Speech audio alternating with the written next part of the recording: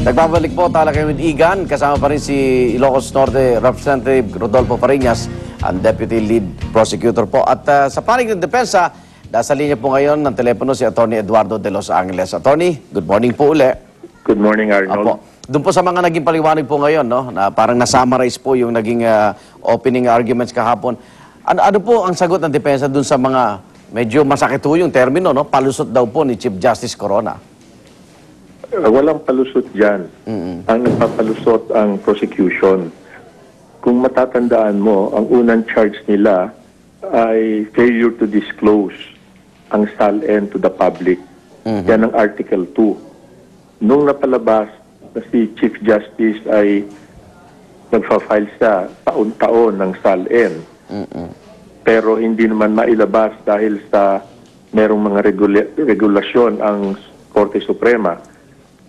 Pumunta sila ngayon sa ill-gotten wealth. Ang sinabi naman ng Senado, hindi pwedeng buksan yan. Kaya napunta ho sila doon sa hindi nagsasabi ang Chief Justice ng lahat ng ari-arian niya doon sa SALN.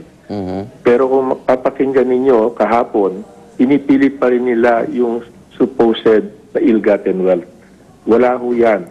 Kaya ho itong dollar account ay hindi sinama dyan sa SALN ay dahil noong 1972 pa, noong ang gobyerno natin ay kulang na kulang ng dolyares, pinasa ng Kamara yung SALN law. Itong Republic Act 6424 para ang mga banyaga at saka mga Pilipino ay maglagay ng dollars nila dyan sa bangko. At ang sinabi ng batas, pag naglagay ka ng pera dyan, absolutely confidential yan. Walang makakaalam yan. So, yun ho ang nangyari. So, naglagay si Ginoong Corona ng pera niya dyan. Ngayon, yan ho ay covered din ng Constitution. Meron ho siyang right to privacy. Para ho yung nahandong kayo sa silid. Tapos mamaya biglang naglabas sila nung parang SALN law na sinasabing dapat ilabas mo kung ano yung nahandyan. Parang nasa silid kayo sa kwarto, tapos may kurtina yan, tapos pinataas ang kurtina para lahat ng ginagawa mo dun sa loob ng kwarto ay nakikita ng mga tao. So yung right of privacy niya ay masisira kung ilalagay ngayon niya yan dyan sa SALN. Para bang sinabi ng gobyerno maglagay ka dito, absolutely confidential yan, tapos magkakaroon ng later na batas na sinasabing, hindi, sabihin mo lahat yan. So, nagkaroon ngayon yan ng inconsistency. At si Justice Corona, hindi sa palusot, kundi upang ipagtanggol yung kanyang right of privacy, hindi niya yan sinama yung dollar account diyan sa SALN.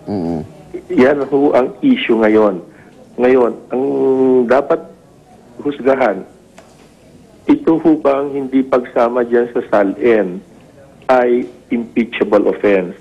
Ang sinasabi namin, assuming na meron hong violation ng SALN law, itong violation na ito ay hindi umaabot dun sa mga grounds for impeachment na mabibigat, kagaya ng treason, bribery, graft and corruption, other high crimes.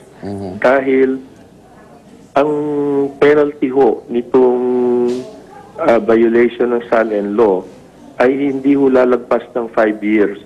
Samantalang lahat po nitong nasa itaas, ang treason ho ay 12 years and 1 day hanggang death. Ito ho namang bribery, ang violation din ho nito ay 12 years and 1 day. Ito hong graft and corruption, 10 years ho. So, ang sinasabi namin, kung nagkasalaman ang Chief Justice, hindi ho kasing bigat yan ng mga grounds for impeachment para ma-impeach siya. Okay. Pero doon sa perjury ho, na sinasabi naman? Well, ang perjury, mas mababa pa ho ang penalty niyan, no? So, ang impeachment po ay ginagamit dahil kailangan itong matataas natin ng mga opisyales ay hindi basta-basta matatanggal. Kasi kung hindi, lahat ng tao na galit sa kanya pwede ho mag-file ng miski kung ano, like jaywalking, perjury.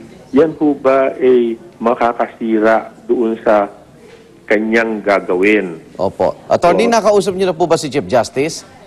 Nakausap ko siya nung Sabado. Sabado. O, binisita ko siya Sabado. Kasi gusto malaman pero anong reaction niya dun sa arguments na kahapon, yung sa pagitan ng prosecution at depensa. hindi ko ho alam dahil kagabi pagod na ako, umuwi na ako. Oo. So, mamaya ho ba, ano ba inaasahan nyo for acquittal? Well, we are hopeful, no? Ang tingin ko naman ay na-prove ng depensa na walang kasalanan si Chief Justice at hindi naman na-prove ng prosecution ang high crimes na nakomit ni Chief Justice. Okay. Attorney, maraming salamat po. Good luck Maraming mamaya. salamat din. Thank Attorney you. Eduardo de los Angeles. Okay. Panghuli na lang. Sa mga natutunan natin sa impeachment trial na ito, 5 buwan din halos, sa tingin mo, may mga bagong sibol na ng politiko rito dahil naging mabusisi tayo dito kay Chief Justice.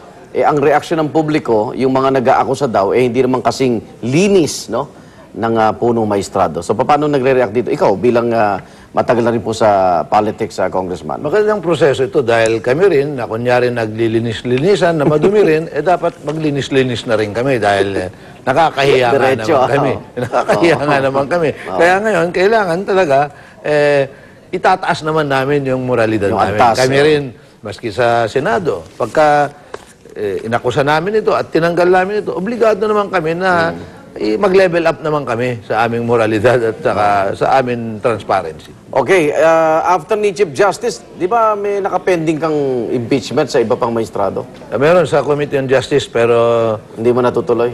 naka-file na yun. Nabutuhan na Ba, sa meron naman committee. tayong impeachment? Pero hindi ako kasali doon. Yung kay Justice Del Yung iba, hindi na siguro kung... Pahinga muna kaya tayo. Wow. Ito naman siguro, matutuwid naman na siguro yung mga baluktot dyan. Okay, maraming salamat. Good luck mamaya. Deputy Lead Prosecutor Congressman Rodolfo Fariñas. Yan po ating naging talakayan. Mamaya po 1:45, mas maaga kami sa GMA News TV para sa coverage po, special coverage ng GMA News TV sa The Chief Justice on Trial. Makita po tayo. Yan po ang talakayan natin ngayong araw na ito. Magbabalik po ang unang hearing.